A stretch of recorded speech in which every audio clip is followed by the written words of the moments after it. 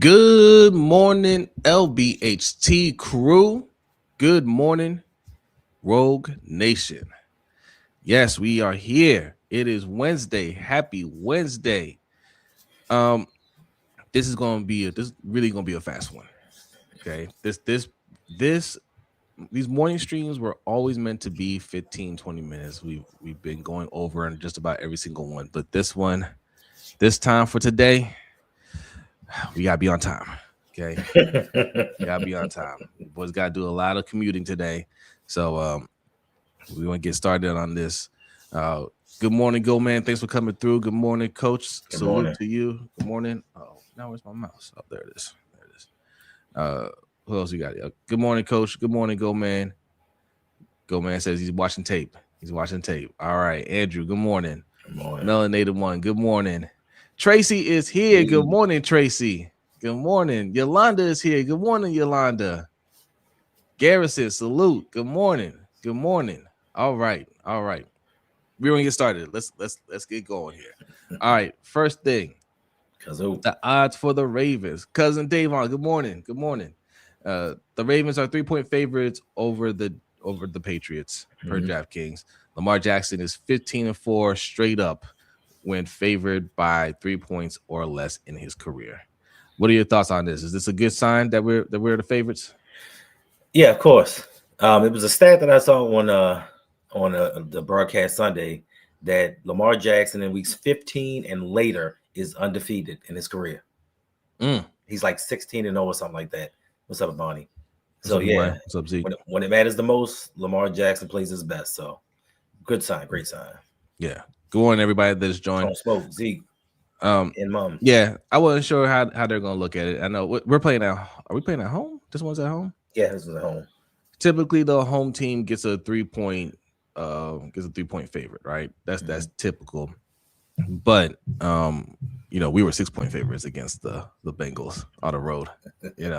And as good as well as the Patriots have been playing, and as bad as the Ravens were playing, I wasn't sure how odds makers were gonna look at this game. They might have looked at it and said, yeah, that was a nice little win that the Ravens did, but they still ain't nothing, Thanks. Make them the favorites. But 3-point favorite, and and like you said, this Lamar's record playing late in the season, that speaks to him and how he gets the team prepared for these games. Not Harbaugh, but Lamar himself, right?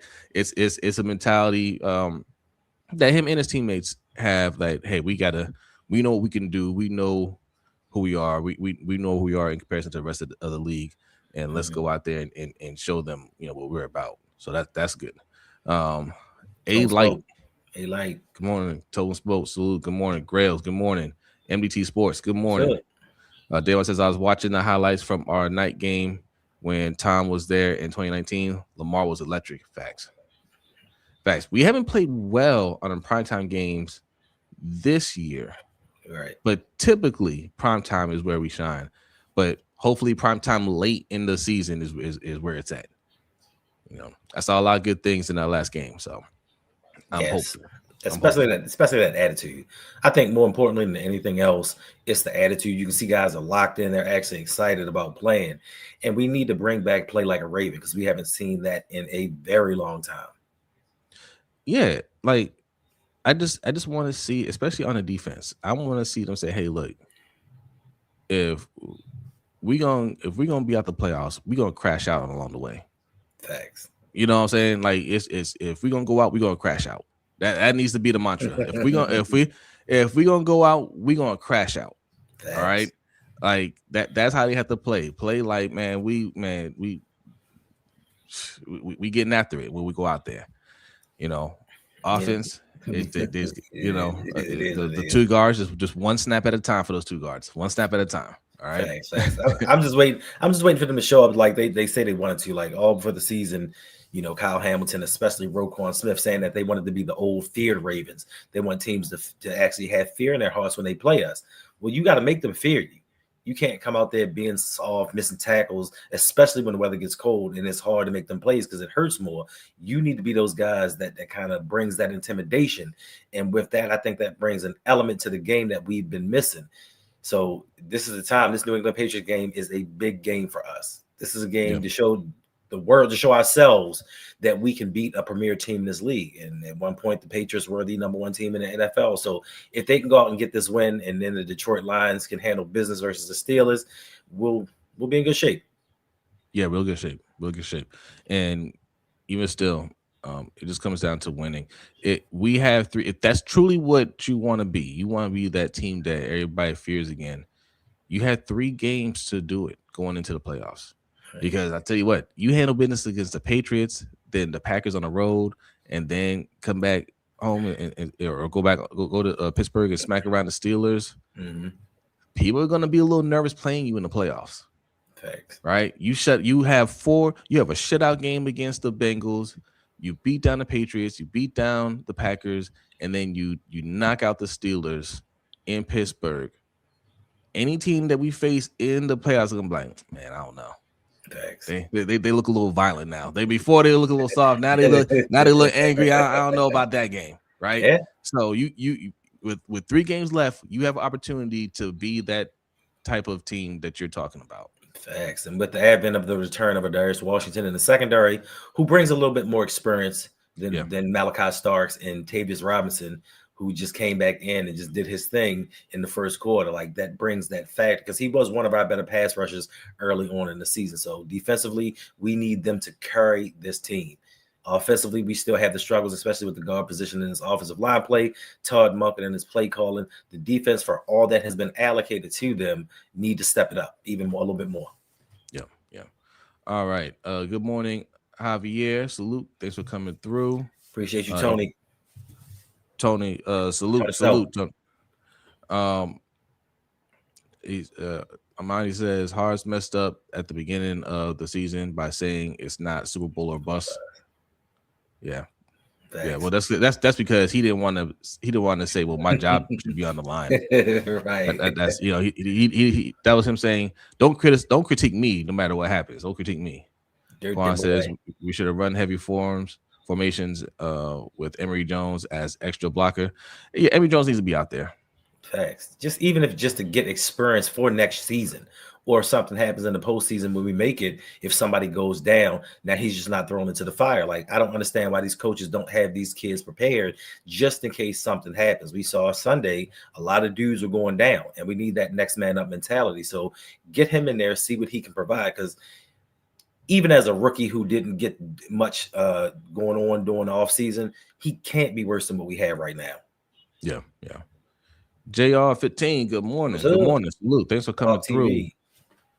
Hot TV, good morning. Dirty boy. Matt Friedman, what up? Good morning. Listen, 4 more sleeps. 4 more sleeps until we are the only game in town on TV Sunday night. Yeah, yeah. So I'm looking forward to it, man. You know, when our backs are against the wall. And another good sign for us is when our backs are against the wall, especially Harbaugh is backs against the wall. That's when he typically gets the most out of his team. All right. Facts. All right. Next story. We got let's stop the show here. I like the look at this. Thanks. Hey, appreciate you, JR. Appreciate that, man. Appreciate that super chat. Says good morning. Thoughts on how the game will go Sunday night. So Brodney predicted that the Patriots win this, but he expects the Ravens to still make the playoffs, and we beat them down in the playoffs. I think we go out there and handle business on Sunday. I just think the way that our mentality against this team, that I think they're a little fraudulent. You know, it'll be a little sloppy early on, but I think we pull away at the end. I think we get the win. It's gonna be a tough game. Yeah, I think we eke one out only because Mike Vrabel has coached circles around John Harbaugh, and they have Travion Henderson in that backfield. We're a little suspect versus the run, but I do think that this defense will step it up until the offense finds its form, and it's going to be cold out there. And we have a running game of our own if we remember to pack it Sunday night. So I think it's going to be a close game. It should be a good game, but the Ravens should pull this one out. Yep. I appreciate the super chat. Thank you. Thank you so much. Both Steelers and Ravens have tough games this week. Yeah, they do. That's the thing, man. You know, that's what we're saying from weeks ago, week to week, because I mean, the Steelers are we're keeping pace with them. They're keeping pace with us. So it's going to come down to that last week. So just go out there week to week and just handle your business, and we can make it. All right. Good morning, Devin. Good morning. Good morning. Next thing we got to discuss here. Travis Jones. No, see, it did it again. Let me remove this. I don't know why it does that. His StreamYard. It's StreamYard. I'm gonna kick this out right now. Travis Jones got paid, ladies and gentlemen. And this is the breakdown of the contract because I don't think anybody really broke it down. This is from Spotrac, by the way. I had to cut that off at the top. I could get it all on the screenshot. But he signed a 3-year, $40.5 million contract extension that includes $16.7 million guaranteed at signing, $9 million more next March, and 2.5 years, $31 million practical. Here are the cap hits. 2025 this year is 5.4. Next year, 5.5. It jumps up in 2027 to 16.3, and in 2028, 16.8. So this year, obviously it wasn't going to be a major cap hit. Next year, nothing major either. So that's a good sign. It's all lining up because they got Travis Jones extended, which was that's big. He could have made a lot more, I think, on the open market, but there's something going on with his free agency eligibility as well. It was something similar to Rashad Bateman. Correct. And he was going to he appealed that with the NFLPA, and before they made a decision, the Ravens like, look, how about we just pay you? Thanks. That was a smart move by the organization, and good for Travis Jones for getting some money. And he can make another huge bag on his next deal. So it's a good short-term solution for both teams. And and that's somebody that they can lock up and not going to eat up our cap room next year while they're trying to get Lamar's deal done to open up some cap room. They can put themselves in a position to sign the players that they need and bring in some more help. Yeah, well, even without the Lamar extension, the projected cap is supposed to be $40 million. Yeah. So that's a large chunk of change for the Ravens to get something done. That's enough money for the Ravens to go out there and sign 2 experienced guards, 2 of them, experienced veterans, not 6-round rookies. So they have the money to get things done. I hope and pray that no matter what happens this season, Eric DeCosta turns things around and prioritizes these lines, because that has been the downfall of this season so far. Even though he said the line's supposed to be good, I hope his hopes aren't now, I was off by a year, they're going to be good next year. No, don't do that. Don't extend, don't re-sign Falele. Don't hope that Andrew Voorhees is going to get any better, because he's not. Facts. Good morning. The Stutterman says, good morning, gents. I believe our toughest game will be against the Packers. Facts. Then, I agree. Yeah. Then we lock down our playoff spot against the Steelers. I agree, 100%. JR says, not a huge fan of the signing, but if Nnamdi is done, I understand. But we need more on the defensive line. Even I would say even if Nnamdi is healthy, right? We still. I'm not saying it has to be Travis Jones, but we have to start solidifying that D line. Same thing with the O line. It's not as bad as the O line, but we got to make sure that we got some guys up front there. All right. Can't keep resigning Brent Urban. Can't keep resigning Brent Urban and hoping he's gonna make a difference. Brett Urban is that guy at work, man. When like if you're a supervisor and you need guys to pick up shifts, Brett Urban always going to answer his phone. Got some call out. We got some call outs. Hey, think you come in tonight? Good. We are, y'all. I got you, boss. I got you. You love him as an employee. He's always showing up. Right.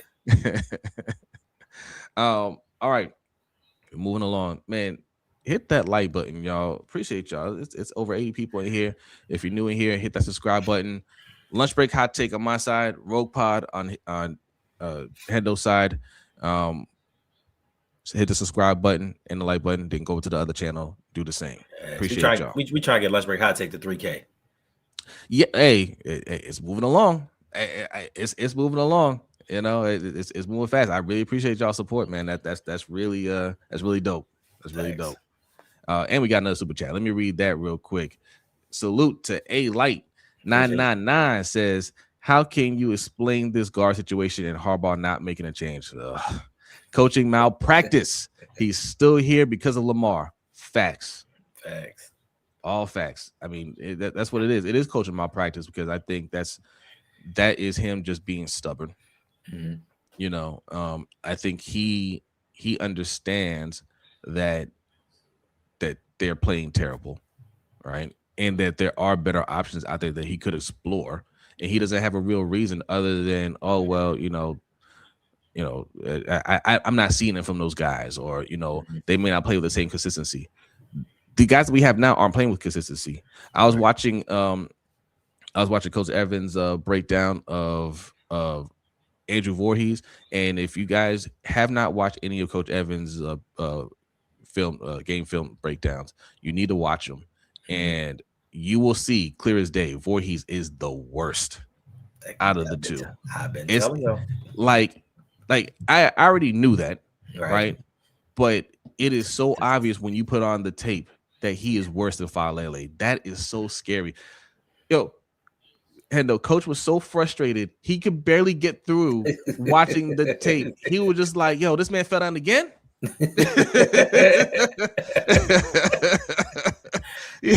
Right. It's crazy to me. And the only way you can explain this situation is, and it's not just the guard situation with the Ravens. I blame Jose personally because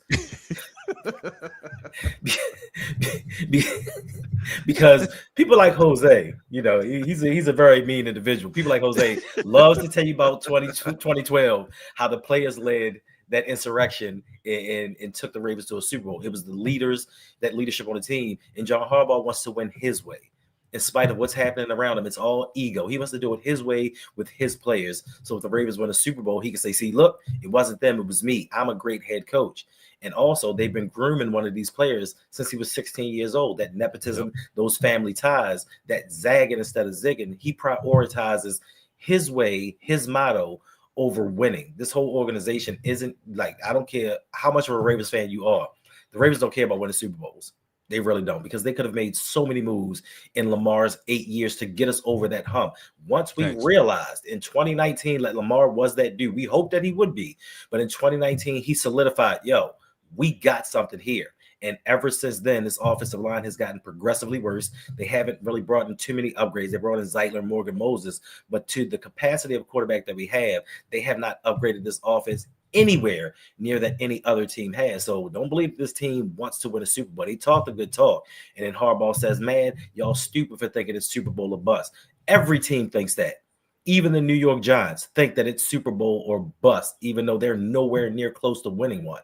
We just say that to scapegoat it when he knows that he's not going to do his job. So to me, it's all about ego and him doing it the way that he wants to. 100%. And EDC guy gets some of the smoke too, Oh, because no doubt. he messing around with drafting players that he know Harbaugh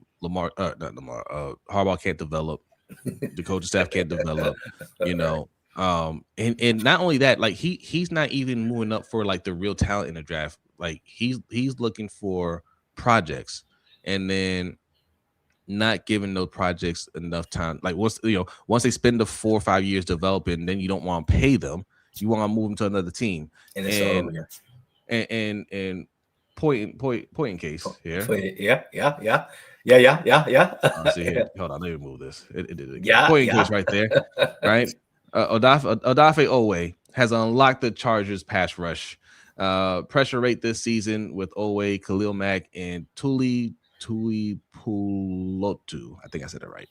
All on the field, 55%, which is above the league average. I think the league average is around 36%. Mm-hmm. Quote, this team has afforded me the opportunity to just be free, be me, always said, on Oweh being a lethal trio. Yeah. So he is thriving. That right now. He is thriving in LA. And this is it right here. This is it.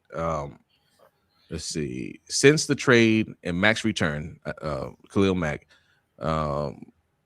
coordinator Jesse Minter has gotten all 3 edge rushers on the field in passing situations.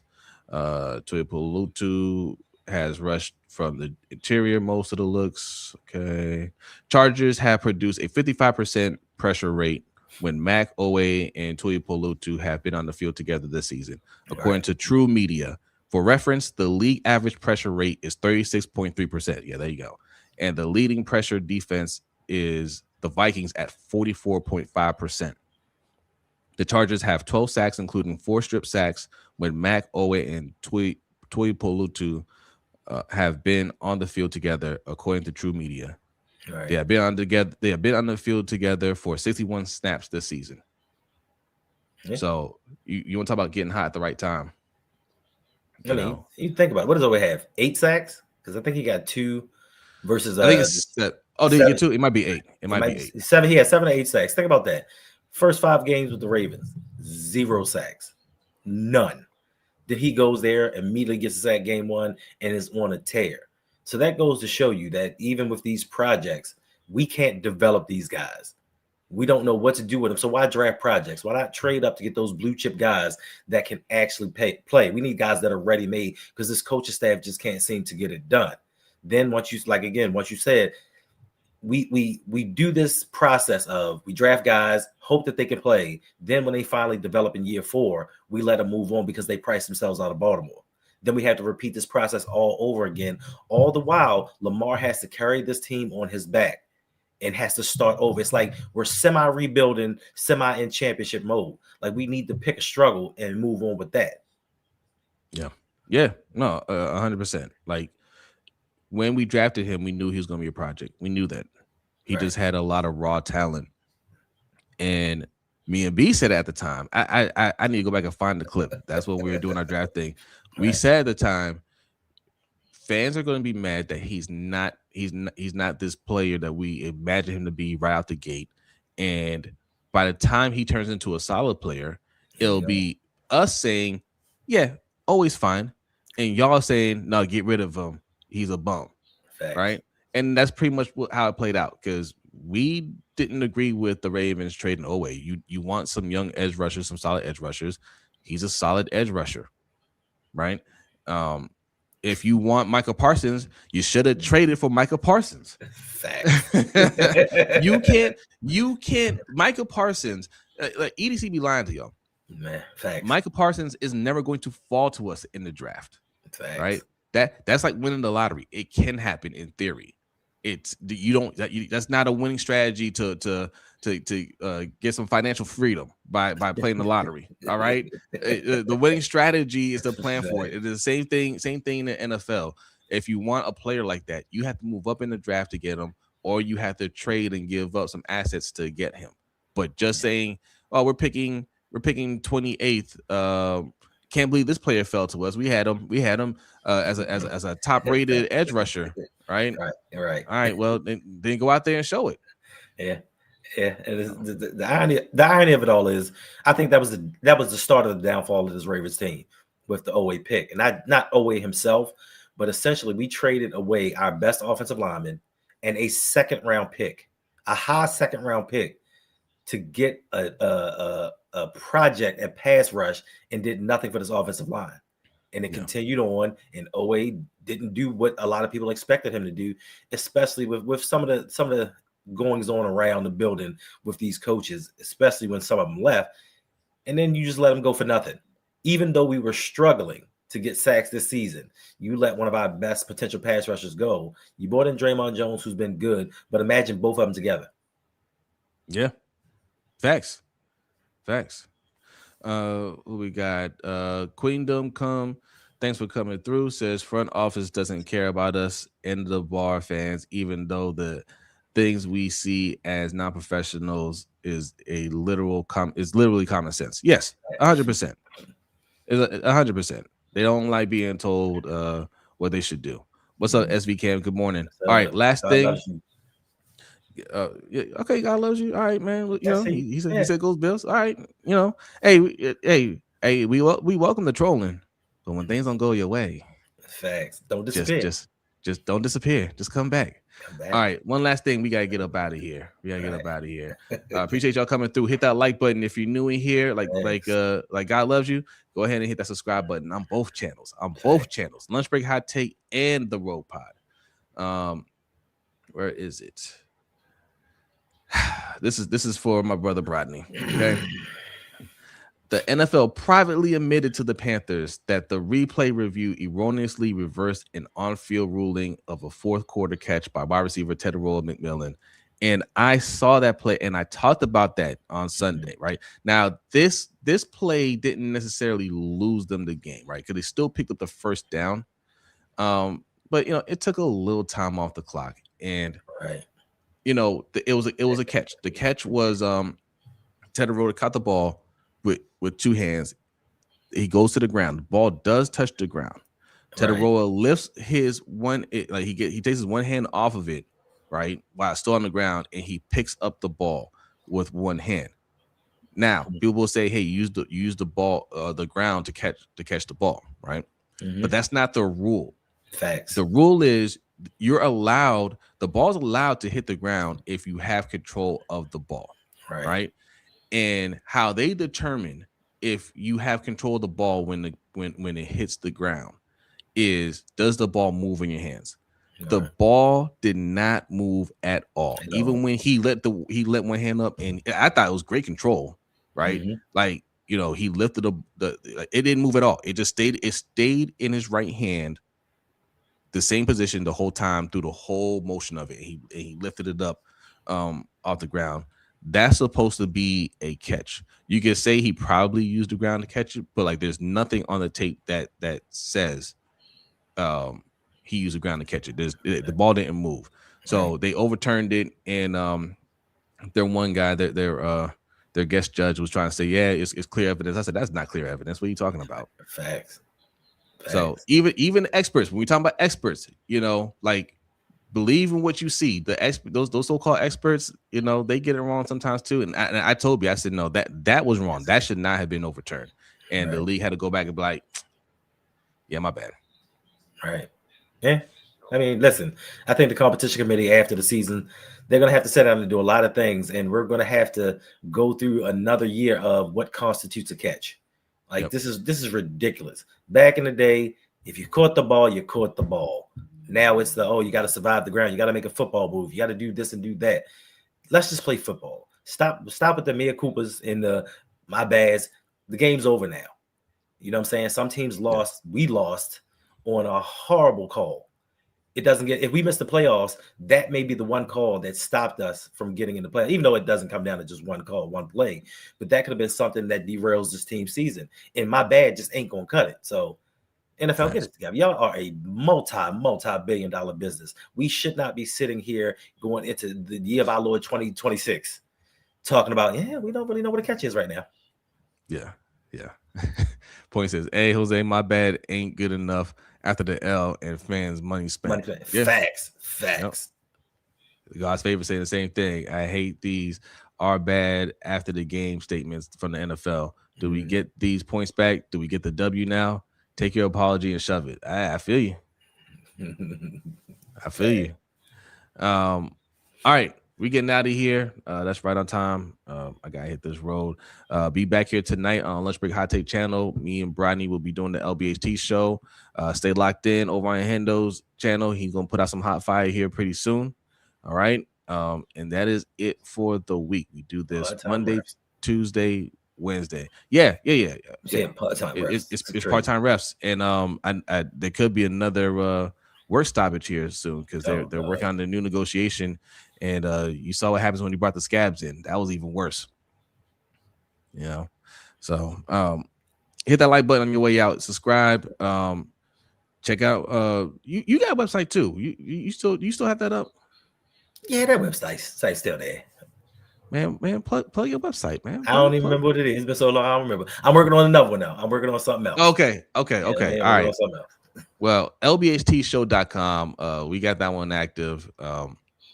And you can sign up for the newsletter on our website, and that newsletter will tell you everything you need to know about our circle here. Right? If you subscribe to the newsletter, you'll be up to date on Hendo's content, Coach Evans' content, other content creators, from Ravens and Panthers as well, right? And just some sports news. It's a quick read, but it's to keep you guys informed on what's going on. So and it's free. So sign up. All right, we are out of here. Have a great day. We will see you later. Peace.